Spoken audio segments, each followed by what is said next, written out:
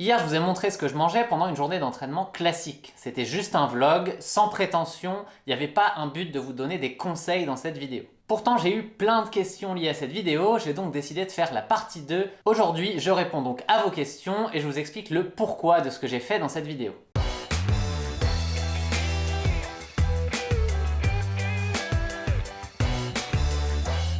Ce que j'ai voulu montrer dans ce vlog, c'est qu'on peut rester simple dans ce qu'on fait, sans se poser trop de questions, tout en mangeant sainement et en étant donc en bonne santé.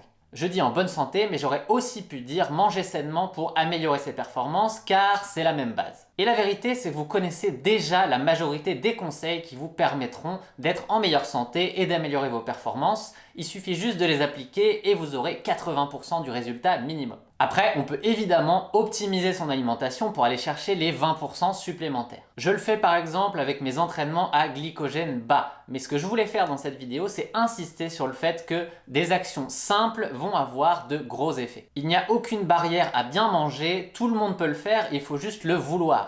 Ce que je vous ai montré dans la vidéo d'hier, c'est uniquement des ingrédients simples, qui ne coûtent pas cher et donc que tout le monde peut acheter. Et oui, évidemment, ensuite, on peut optimiser son alimentation en pensant à la planète, aux producteurs locaux. Je ne dis pas que ce n'est pas important. Mais je ne veux pas rentrer dans cette logique de culpabilisation qu'on voit beaucoup, il y a déjà assez de monde qui le fait aujourd'hui. Au final, personne n'est parfait, donc arrêtons d'essayer de nous culpabiliser les uns les autres et essayons simplement de nous améliorer jour après jour. J'ai des choses à améliorer, tu as des choses à améliorer, nous avons tous des choses à améliorer. Donc, si on voulait pouvoir être moralisateur, au final, il faudrait déjà être parfait soi-même.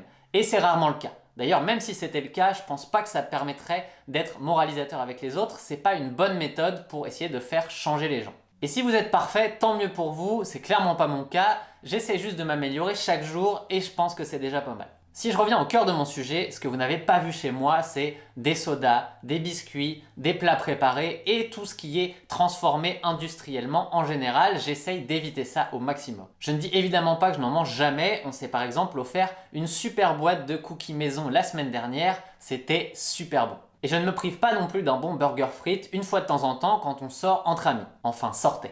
Mais ce sont des choses qui restent très minoritaires dans mon alimentation et ça c'est le point fondamental. Au quotidien, ce que je mange est assez simple, souvent répétitif, je le sais, mais au final ça marche. Ça me donne vraiment la forme pour m'entraîner. La semaine dernière, j'ai fait plus de 15 heures d'entraînement et mon corps a accepté ça sans broncher, sans avoir de problème physique. Je fais aussi attention à associer les aliments qui vont ensemble afin d'avoir les bons apports nutritionnels. Typiquement, l'année dernière, j'avais repéré une petite carence en fer et depuis, je fais très attention à ça. Je pourrais vous en reparler d'ailleurs si ça vous intéresse. Ce fer est souvent trop bas chez les sportifs et en particulier chez les sportives. Bref, il y a au final plein de recettes que j'effectue régulièrement à la maison. Là, je vous ai montré les plus simples afin d'être sûr de ne pas vous faire culpabiliser. Le but, c'est vraiment de vous faire réaliser que ça ne prend pas grand-chose pour manger sainement et donc que vous pouvez tous le faire. Si j'ai un peu plus de temps, c'est sûr que je vais faire des recettes un peu plus élaborées, comme par exemple le quinoa aux courgettes que je vous ai déjà montré et qui vient du livre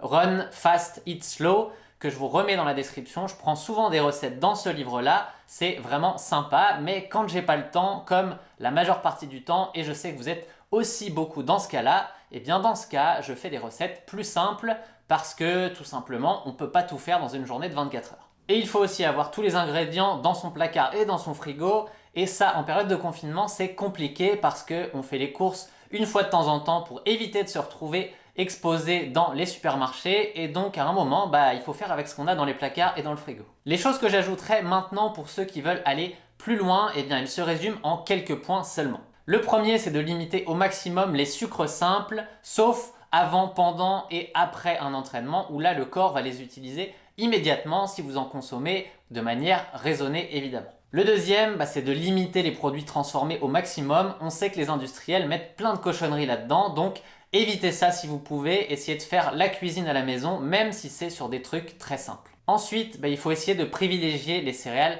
complètes quand on peut, par exemple avec du pain intégral, du riz ou des pâtes complètes. Et enfin, incluez une portion de légumes à chaque repas si vous le pouvez, car les légumes c'est vraiment la base pour être en bonne santé. Honnêtement, si vous faites tout ça, je vous garantis que vous faites déjà beaucoup, pas besoin d'aller chercher les complications. Et si vous voulez aller voir un peu plus en détail ce que je mets dans mes placards en temps normal, je vous remets une vidéo où je vous avais amené dans mes placards, dans mon frigo, je vous avais décrit tout ce qu'il y avait à l'intérieur.